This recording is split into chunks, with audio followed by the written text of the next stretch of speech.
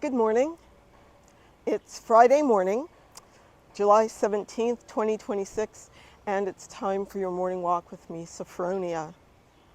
I'm in Chicago, which means this is not going to be a long walk because the air quality is pretty bad from the wildfires in Canada.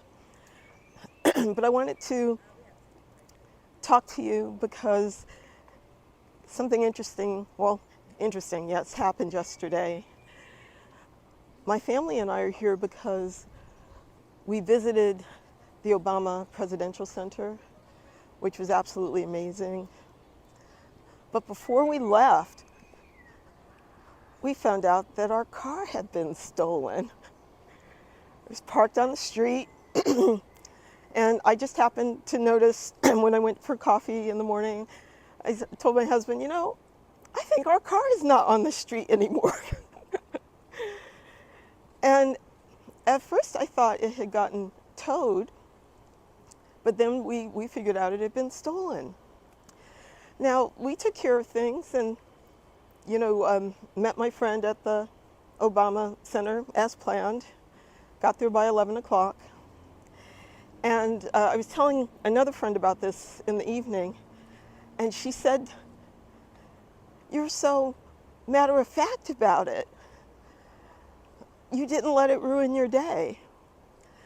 And I said to her, well, there were systems and the systems worked. And what I meant by that, and I thought it was interesting, because all I had to do was, once we figured out that the car had not been towed, there was a number on the 311, got us directly to the police station, and they, when they heard the make of the car, they right away said, "Oh yeah, it's been stolen." And they just started the process of what they do when these things happen. Likewise with our insurance company. Called them, there was a process, they put it in motion, and things are getting taken care of. They actually found the car last night.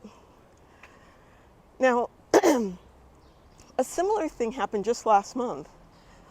My son was at Cedar Point, the amusement park, and he lost his phone on a roller coaster. It just, came out of his pocket. And he managed to get in touch with us and, was very concerned about, thinking that the phone was gone forever. But in my mind, I was thinking, well, no, because that means Cedar Point would be littered with cell phones. There must be a way to get the phone back, especially since we had the, Apple Tracer thingy on the phone. And so I searched the website, and sure enough, there is a process, right? You put in a report of the lost item. They regularly sweep the park for lost items. They register them, and they let you know when it's been found. And that's exactly what we did. He had the phone back in 2 days. Now, why do I bring this up? It's because when there are good systems in place, good processes, it allows you to relax and not worry about things happening, even if they do happen. And this same idea goes for your life, right? Do you have good processes set up in your life? So here's an example. When Tame was in high school, I used to drive him to a magnet school 45 minutes away. And, we got into a process of it. Like, I knew exactly when there would be traffic, when local buses ran that could slow us down. I knew exactly when we had to leave. If there was an accident or traffic, I knew exactly when the school had to be called to notify of lateness. I knew, who to call and how things worked. And once, I had all of that information, it was no big deal, We leave in the morning, and no matter what would happen, I knew what to do. So, do you have processes set up so that if something should happen, you know what to do, who to call, where to go, how to meet up if people are lost from each other? What do you do?